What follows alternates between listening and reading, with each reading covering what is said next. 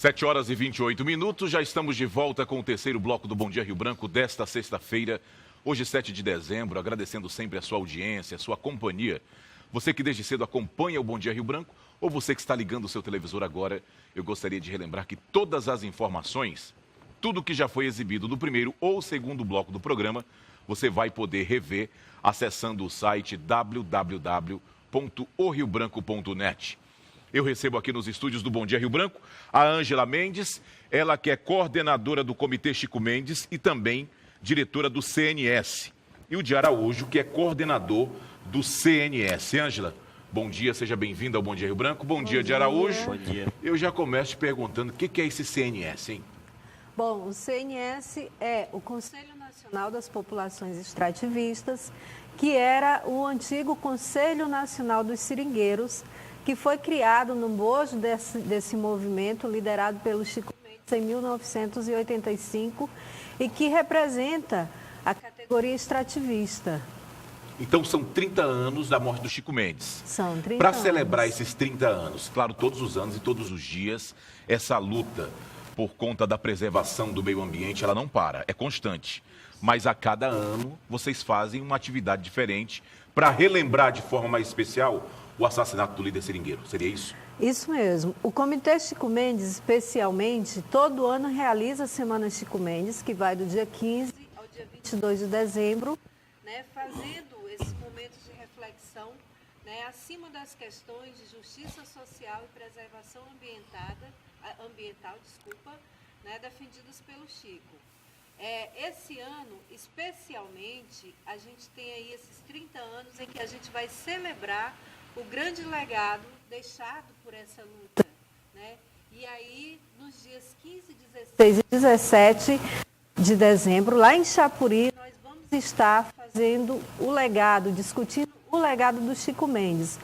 Um grande congraçamento, um grande momento de discussão e de reflexão acerca, inclusive, né, desse momento em que a gente vive, um momento em que a gente precisa estar se debruçando sobre essa pauta socioambiental, porque a gente vem de um retrocesso, perdas, né, na política ambiental, e a gente tem aí, pelo futuro, algo que a gente também teme, né?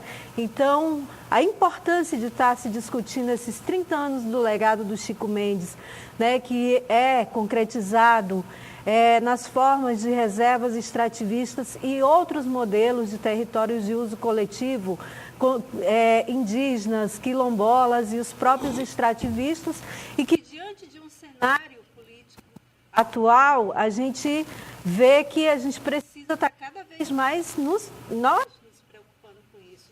Nós da cidade, inclusive, porque essa é uma luta que não é uma luta que deve enfrentar só as comunidades tradicionais, né?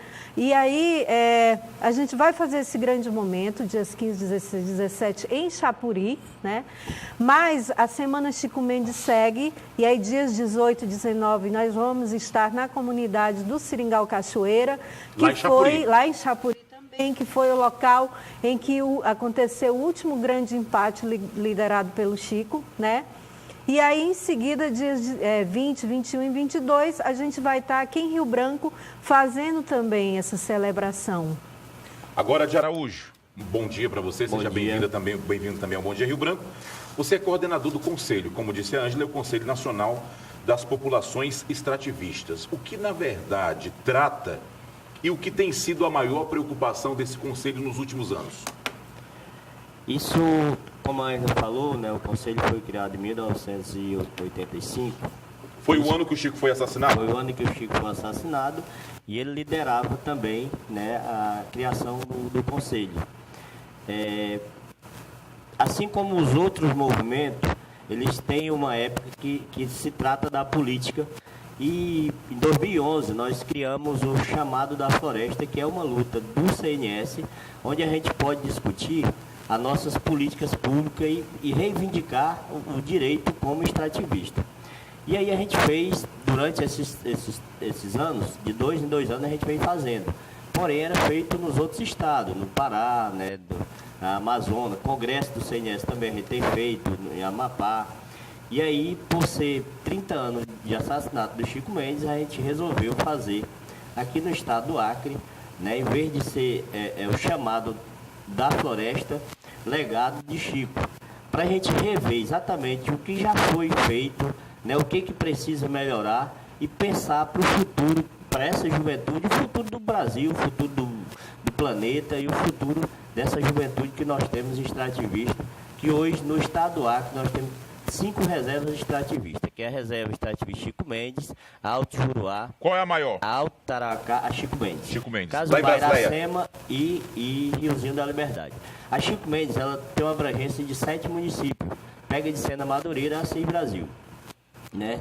No último censo de 2009, nós tínhamos ali aproximadamente 2.000 famílias, com 10.150 pessoas, né, em 2009. Então, nós temos, com certeza, um aumento bem significante dessa população. Nesses 30 anos da morte do Chico Mendes, quando você fala no trabalho que vem sendo feito, em campanhas, muita coisa mudou. Mas existe a consciência, principalmente dos produtores, de que é preciso conservar? Com certeza. E aí, o que nos traz, às vezes, desordenamento de desmate, de invasão, de retirada de madeira, de alguma coisa ilegal, é principalmente com as pessoas que vêm de fora. Porque, assim, muita gente fala da Resex, mas todo mundo quer ir morar lá. E aí, essas pessoas que vêm de fora, ele não vêm com essa consciência de conservação. As pessoas que nascerem, que se criarem, que fazem a extração extrativista, eles têm essa certeza, né? E cuidam muito bem.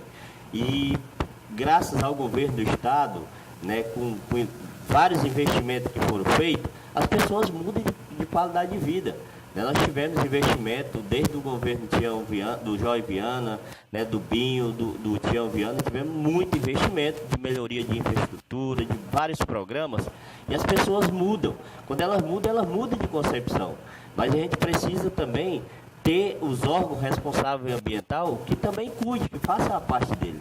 Né? E isso a gente tem sofrido um pouco a questão do ICMBio, que não tem estrutura pessoal para fazer esse acompanhamento. E por conta disso, algumas coisas irregulares têm acontecido, principalmente com as pessoas que não são extrativistas, pessoas que vêm de fora, de Rondônia, do Sul, né? E pessoas que adentram lá dentro e que fazem irregularidade. Agora, Ângela, Chico Mendes foi um líder seringueiro que ele ganhou notoriedade no mundo inteiro, né? Apesar de essas ações acontecerem aqui no Acre, especialmente grande parte lá no município de Chapuri, essa atuação não é apenas no Acre, mas no Brasil inteiro, não é isso? Isso. Inclusive, o meu pai, ele tinha uma frase que ele dizia assim, no começo eu pensei que eu estava lutando para salvar seringueiras, né? Depois eu vi que eu estava lutando para salvar a floresta. E no fim percebi que eu estava lutando pela humanidade, porque essa questão, essa discussão, ela não é local, ela não deve se dar apenas localmente, né? Quando você faz todo esse debate de preservação ambiental, o que é uma floresta senão um bioma que presta um serviço para toda a humanidade, né? Inclusive para nós da cidade, principalmente para nós da cidade, que mantém esse ar que a gente ainda consegue respirar, apesar de toda essa poluição. Né? Então, o Chico ele nunca fez uma luta só para dentro. A luta dele sempre procurou, né, se ampliar para a Amazônia, para o Brasil, e aí de uma forma indireta, porque ele com certeza não imaginava, ou até imaginava, porque ele próprio disse isso, né, que estava lutando para salvar a humanidade, mas talvez ele não imaginasse que a morte dele ia ter essa repercussão, ia ter exatamente e que se manteria vivo por tanto tempo, mesmo tendo sido assassinado. Isso, que teria esse resultado que teve. Talvez as pessoas que o assassinaram não imaginavam a grandeza que o nome do Chico ia ter e que, portanto, a pauta ambiental ia ganhar toda essa importância e todo esse espaço. Mas tinha uma coisa também que o meu pai sabia fazer, e todo mundo reconhece essa capacidade que ele tinha, era de buscar apoio aonde ele estivesse para a causa ambiental. E por isso também a gente acredita que tenha crescido muito, né, essa discussão e o legado dele tenha sido tão reconhecido. Porque ele buscava apoio para esse movimento. Onde que você imaginar que na década de 70, né, um grupo de dentro de Chapuri, na floresta amazônica em Chapuri, teria essa repercussão, conseguiria fazer essa revolução que foi feita aqui no Acre, né? Com as condições que se tinha na época. Então, a gente entende... E dificuldade de acesso também, né? Todas as dificuldades. As condições eram quase nenhuma, mas foi feito, né? Então, mas, no entanto, talvez a gente não tenha conseguido ainda compreender, né, todo esse legado. E a gente vai estar lá em Chapuri justamente fazendo essa discussão. O que nesses 30 anos de luta e do assassinato do Chico, a gente conseguiu avançar a partir de tudo aquilo que iniciou no seu ponto de vista, qual foi a maior conquista nesses 30 anos? Com certeza, o território, a garantia dos seus territórios, que, por sua vez, garantem a vida dessas pessoas que no passado eram expulsas de suas comunidades, de seus territórios, eram assassinadas, né? E não tinham direitos reconhecidos sobre eles. Então, são 30 anos em que isso avançou muito, a gente ainda tem um caminho muito longo a percorrer, porque a disputa por território, ela existe desde que o mundo é mundo, né? E isso tende ainda a aumentar nessa luta, porque a gente, como eu te falei, a gente está no momento, por exemplo, a próxima administração desse país disse que índio não vai ter direito a mais 1 centímetro de terra, né? Que quilombola também não tem direitos. Com certeza, extrativistas também, para ele, não tem direito. Toda essa comunidade, essa população tradicional que foi invisibilizada durante todos esses anos, né, pelos governos, e tende ainda, talvez, a entrarmos num cenário em que a gente precisa estar fazendo reflexão e a gente precisa estar unido mesmo, né? Não só as comunidades tradicionais de floresta, índios, quilombolas, extrativistas, em toda a sua abrangência. Mas nós, da cidade, também precisamos nos inserir nessa luta, porque nós também somos dependentes de um clima saudável. A gente precisa de água limpa também, e as florestas garantem isso, né? Então, manter a floresta, preservar a floresta, é preservar vidas também. E as reservas extrativistas que a gente reconhece como grande legado do Chico, elas deram também, serviram de modelagem, para outros territórios de uso sustentáveis, que juntos hoje somam mais de 66 milhões de hectares de florestas protegidas, mais de 1,5 milhão de pessoas com garantia de vida, né, com garantia dos seus modos de vida e de produção, porque isso também a gente precisa discutir, né? Agora, de Araújo, a Ângela falou aí de apoio à causa ambiental e também citou declarações do próximo governo de que índio não teria, por exemplo, o direito à terra, vamos falar logo dessa maneira. Existe uma preocupação do Instituto, do Conselho, de que essas comunidades, esses povos, possam deixar de existir? Existe. E, na verdade, isso nós estamos... O CNS, e eu queria ressaltar aqui, que o CNS ele é instalado em todo o Brasil, né? Antes a gente trabalhava só, e a Ângela colocou aqui que a gente era Conselho Nacional dos Seringueiros, agora não é Conselho Nacional das Populações Extrativistas, porque nós entramos no Cerrado, né, entramos em outras áreas, e hoje nós temos diretor em todo o país, nós temos a abrangência exatamente com essa preocupação de garantia do território. E com isso a gente tem muitas áreas ainda que precisam ser demarcadas, né, para essas pessoas poderem usufruir dessas áreas, que até então é terra grilada, que nós não sabemos quem é o dono, né, que tem muitas pessoas. Aqui no estado do Acre nós temos prova disso. Em Feijó, em Tarauacá, temos terra que diz que é do Ratinho, né, tem terra de pessoas que a gente nunca nem viu falar. E seria dentro da reserva? Não, isso fora da reserva. E que o nosso pensamento, e que a gente está também lutando por isso, é que essas áreas sejam... consideradas reservas. Consideradas reserva. Até então, quando ela diz que essa preocupação é muito grande, principalmente do CNS, porque elas podem virem ser derrubadas e colocado pasto, ou soja, outras culturas que não é a nossa, né? Onde nós temos pessoas extrativistas ainda precisando de área para se instalar e fazer o uso de forma correta, sustentável, para sustentar suas famílias, botar na mesa de todas as pessoas que moram na cidade o alimento sem tanto produtos químicos, né? Que a gente trabalha também, graças a Deus, com a agroecologia e com produtos alimentícios sem nenhum químico, né? Para poder fazer o consumo de forma correta e justa. Ângela, tem algo que você queria acrescentar que a gente não tenha comentado aqui? Não, eu queria apenas corrigir só um pequeno equívoco, que o assassinato do meu pai, o assassinato dele foi em 1988, né? E não em 85, né? Não em 85. Em 85 foi criado o CNS e também, né, esse conceito de reservas extrativistas que a gente tanto está falando. Lembrando que a gente é uma luta constante, como você frisou, é uma luta que precisa que todos nós façamos parte dela, né? São 30 anos do assassinato do Chico e a gente está aí nessa luta e há tanto tempo também, e companheiros do Chico que desde o assassinato dele também estão engajados nessa luta e a gente precisa também que a sociedade, né, venha conosco, né, participe dessas nossas atividades para a gente poder reforçar a luta. E dizer assim que nós do Comitê Chico Mendes criamos o ano passado o Núcleo Jovem do Comitê Chico Mendes, né?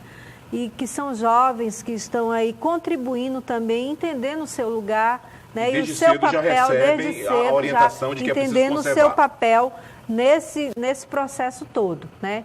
Então, e o Chico deixou uma linda carta para a juventude, que é nessa carta que a gente vem se espelhando nas nossas últimas atividades, né? Com inserção nas escolas aqui da cidade, né? Mas a partir do ano que vem, a gente também quer interagir mais com as escolas da floresta, da zona rural. Então, assim, os jovens eram uma grande esperança do meu pai em todo esse processo, que pudessem fazer ou dar continuidade à revolução que eles fizeram lá atrás. Então, meu pai tinha esperança nos jovens e, com certeza, nós também depositamos nesses jovens a mesma esperança que ele. E lá em Chapuri, o resultado de tudo isso, desses 3 dias de discussões, vai ser a Carta da Juventude com essa perspectiva para os 30 anos, né? 30 anos já se passaram, a gente teve grandes conquistas, né? A gente teve grandes passos, porém outros passos precisam ser dados para que a gente chegue perto daquilo que, né, que a gente pensa que possa ser o ideal, né? Mas é uma luta que a juventude precisa pautar também, porque talvez muitos deles, dos companheiros do Chico, já não estejam aqui. Então, a gente precisa garantir que esses próximos 30 anos também sejam de conquistas e não de retrocessos, né? E aí é nesses jovens, é lá nessa carta, na construção desse documento, onde também esses jovens vão colocar toda a sua esperança em uma política pública que possa vir sanar todas essas demandas que essas populações tradicionais têm, né? E é uma carta de realmente esperança no futuro. Então, a gente convida aí a sociedade para estar com a gente, né? Nessa semana Chico Mendes toda, especialmente nos dias 20, 21 e 22, que vão ser aqui em Rio Branco. Certo. Geraldo, você quer acrescentar alguma coisa? Eu primeiro gostaria de agradecer o espaço. E como a Ângela disse que o final da Semana Chico Mendes é aqui em Rio Branco, viu, Ângela? Eu gostaria de fazer um convite especial a todos os nossos extrativistas e pedir, né, que eles pudessem estar participando dia 15, 16, 17, que é em Chapuri, que é onde vai ter uma discussão mais voltada para a nossa população. E aí dizer que nós temos, em média, de 500 pessoas que não são daqui do Acre, que está vindo pessoas de todas as reservas do Brasil e temos temos muitas pessoas também que estão vindo, né, de outros países.